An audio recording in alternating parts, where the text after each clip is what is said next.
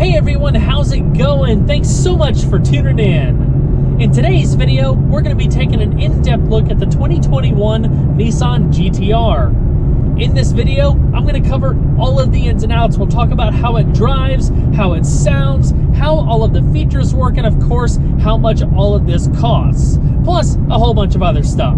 So, without further ado, let's go ahead and start her up and let her run.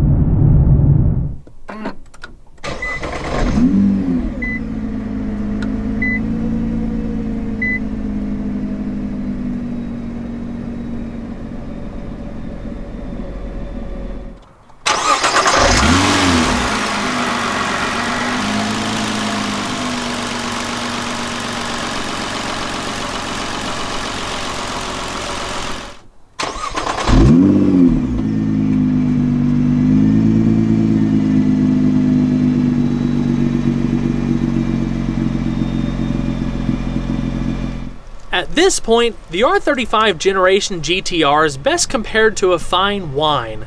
It's only gotten better with age. Since it was introduced for the 2009 model year, it has seen countless updates and revisions to bolster performance and refinement. Of course, some aspects of the car have started to date themselves, but that's to be expected with a car entering its 12th year of production. Despite this, the R35 GT-R remains an iconic grand tourer that's incredibly quick and handles like it's on rails. It's also pretty practical when looking at other competitors in this segment. Over the past few years, we've seen the best versions of these cars come to light.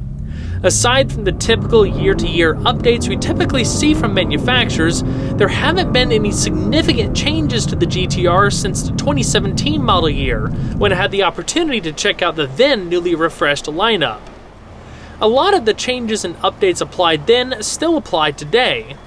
The two most recent updates appeared last year with the GT-R's 50th anniversary, including revised turbochargers and the reintroduction of an iconic Nissan color, Bayside Blue. This year, there are only two GT-R models offered: the standard Premium model, not to be confused with the optional Premium interior package, and the track-ready GT-R Nismo. They say beauty is in the eye of the beholder, and to me, the styling changes introduced back in 2017 were just what the car needed to take it over the top. It's aggressive, functional, and still looks great after all these years. Those changes included new front and rear bumpers, new side skirts, and a reinforced hood. The exterior focuses on three key areas: downforce generation, drag reduction, and the cooling of vital vehicle systems. Everything has a purpose. It's all complemented by a nearly flat underbody that finishes off with a carbon fiber rear diffuser. Base pricing for the 2021 GT-R Premium, including destination and the standard titanium exhaust, is $115,335. These cars are pretty much loaded up from the get-go, but there are a handful of additional options. This example is equipped with the optional $4,280 premium interior package, a $1,000 premium paint color known as Pearl White Tri-Coat, and the optional $425 carpeted GT-R logo floor mats. The latter also includes a first aid kit in the trunk. Total MSRP for everything that you see here is $121,040. The GT-R rides on lightweight forged aluminum wheels by Ray's Engineering. These 15-spoke wheels are probably my favorite fitted to any R35 GT-R. They're painted glossy dark gray and feature diamond-turned accents. The staggered setup consists of 20 by 9.5-inch wheels in front and 20 by 10.5-inch wheels in the rear. They're wrapped in Dunlop high-performance run-flat tires, 255/40s in front and two 85/35s in the rear. They yield excellent road handling with lateral acceleration forces upwards of 1 G.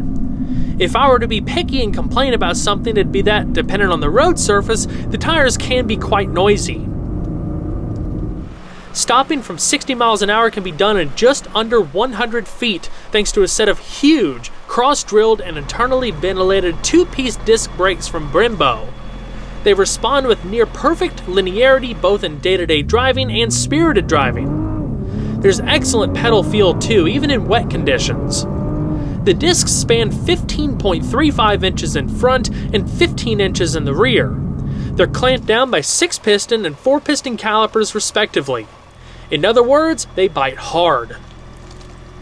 Underpinning the GT-R is an aluminum-intensive, fully independent suspension that includes double wishbones in front, a multi-link design in the rear, progressive rate springs, and large-diameter hollow stabilizer bars.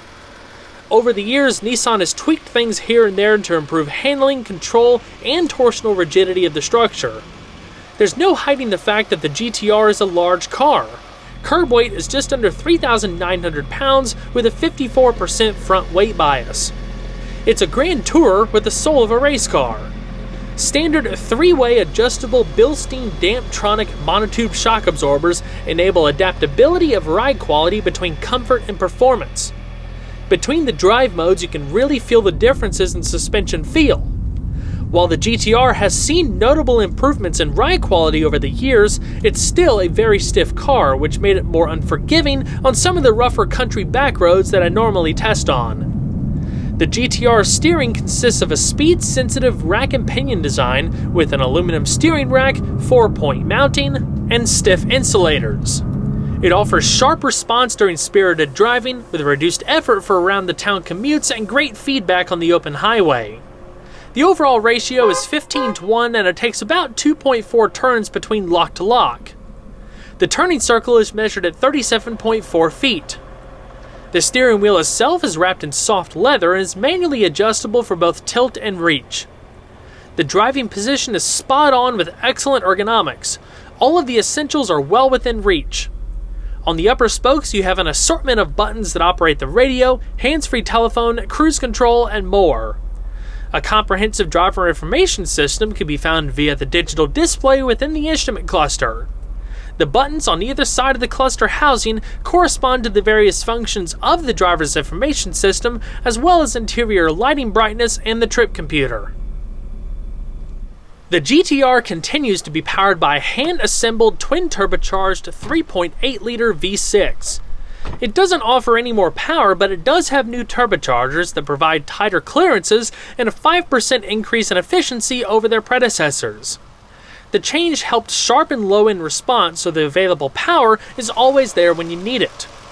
Another small change is the exhaust manifold, which features revised turboflange attachment points. Nissan claims this allowed for easier servicing and potential tuning without having to mess with the exhaust manifold.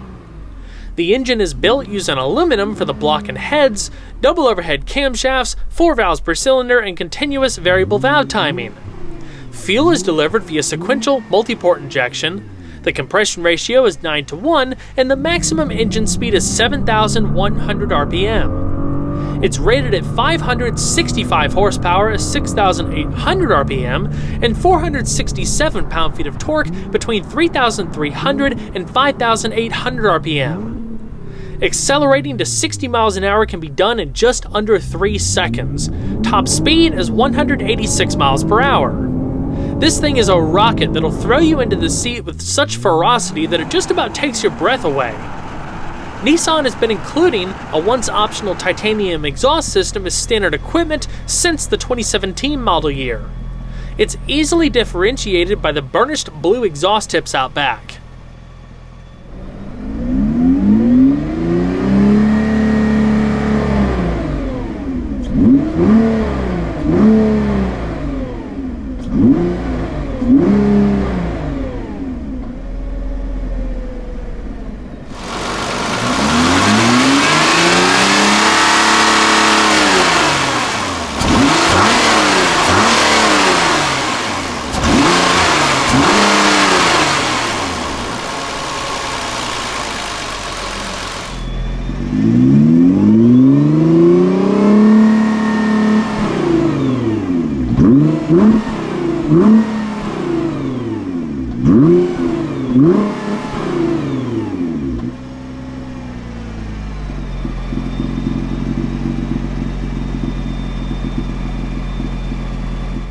Along with being significantly lighter than a standard stainless steel exhaust, the design of this exhaust also helps get rid of heat more effectively. These R35s aren't necessarily loud cars to begin with, but the titanium exhaust does offer a more emotional soundtrack. The closest thing that I can compare it to is an airplane and the different sounds that you would hear between taxi and takeoff. It's unique for sure. To further manage exhaust temperatures, the GT-R has an under tray just forward of the muffler, which guides air into the rear diffuser to help cool the muffler and evacuate hot air. The GT-R's premium midship platform layout places the transmission, transfer case, and final drive at the rear of the vehicle without using traditional torque tubes. This allows the suspension to operate independently while optimizing weight distribution and maximizing tire grip at each corner. A 6-speed dual-clutch transmission continues to be the only transmission offered, with automatic and manual modes and a 1.5-way mechanical limited slip differential. If you wanted to change gears yourself, there's a large set of magnesium paddle shifters mounted to the back of the steering wheel. When left in automatic mode, adaptive shift control is programmed to change shift schedules to fit your driving style, making it possible to drive normally or aggressively without needing to manually change shift modes. Along with lightning-quick upshifts, the transmission offers aggressive rev-matching downshifts that can even occur during ABS engagement when tackling a tight corner at higher speeds. This leads to a more intuitive feeling as well as reduced understeer when exiting said corner. To extend transmission reliability during high-speed cornering, a dry sump lubrication system is included. During normal driving, the all-wheel drive system is shuffling all torque to the rear so that the GT-R behaves like a rear-wheel drive vehicle. However, up to 50% of the torque can be sent to the front depending on speed, lateral acceleration, steering angle, tire slip, road surface, and yaw rate. In the lower portion of the dash, there's 3 switches that control the GT-R's various drive modes. They allow for on-the-fly adjustment of specific parameters for the transmission, suspension, stability control, and all-wheel drive system. Of course, R mode is the most aggressive setting. You also have the ability to turn stability control off completely. The cool thing about how this setup works is that you can totally tailor things to your liking. If you want the suspension set to comfort but everything else more sporty, it's just a matter of moving the switches up or down accordingly. The GT-R also includes a launch control system as standard equipment. To engage, everything must first be in R mode. After that, press the brake and simultaneously apply full throttle. Once the RPMs plateau, you release the brake while maintaining full throttle to unleash the car's full acceleration potential. EPA fuel economy estimates for the 2021 GT-R range between 16 miles per gallon in the city and 22 miles per gallon on the highway. In mixed driving, I averaged around 18 miles per gallon. Total tank capacity is 19.5 gallons. Premium 93 octane fuel is required. The GT-R's door handles have always been pretty cool. They're flush with the body. You press one side to bring out the handle, then simply grab and pull. The black buttons next to the handles lock and unlock the car as long as you have the key fob. The interior has pretty much remained the same since 2017, where it saw significant updates to the overall layout, build quality, and technology. Other enhancements included Bose active noise cancellation technology and a greater use of sound absorption materials throughout the cabin. These cars are absolutely awesome on the track, but at the end of the day, the GT-R is a grand tourer. The interior is a welcoming environment that's comfortable and perfectly suited for long trips. Black leather and synthetic suede upholstery is standard, but when opting for the premium interior package like this example, hand-stitched semi-aniline leather is added throughout, along with unique stitch detailing on the door panels and center console. Depending on your exterior color choice, there's 4 leather colors to choose from: Rakuta Tan, High Gray, Red Amber, and Kuro Night. Both front seats feature full power adjustments, 8-way for the driver and 4-way for the passenger. Heated seats are standard.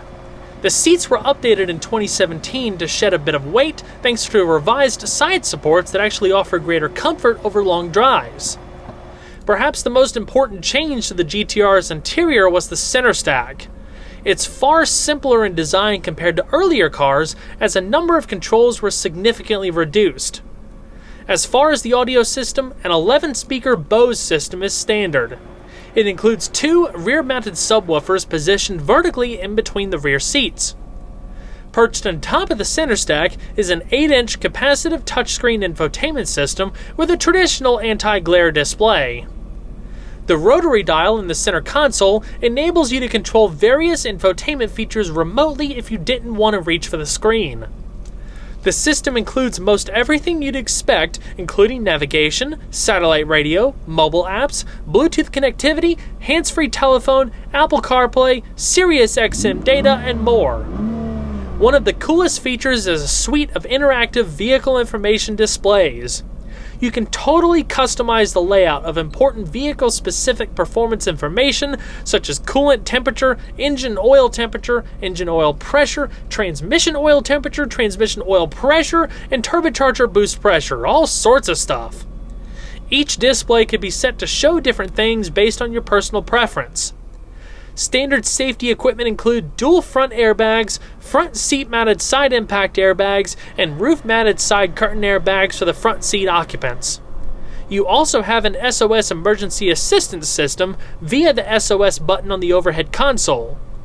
While the GT-R is technically a 4-seater, the back seat is very limiting. With a comfortable seating position for myself, I'd be very surprised if anyone would be able to sit behind me. It's probably best left for smaller children. That being said, there are top tether anchors so you can fix car seats.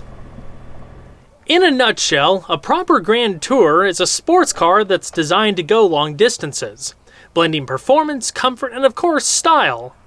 You can't go long distances without some decent cargo space though. Out back, the GT-R offers 8.8 cubic feet of trunk space. While it may not sound like a lot, it's more than enough room to pack comfortably for 2 people with some extra room to spare. The trunk is illuminated and comes with a handful of cargo hooks if needed.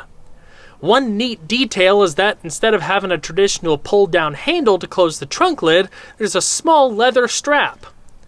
As far as the rest of the interior storage, you don't have a ton, but the essentials are there, including a locking glove box, door pockets, cup holders for the front and rear, and center console space that contains 2 USB ports, an aux port, and a 12-volt power outlet.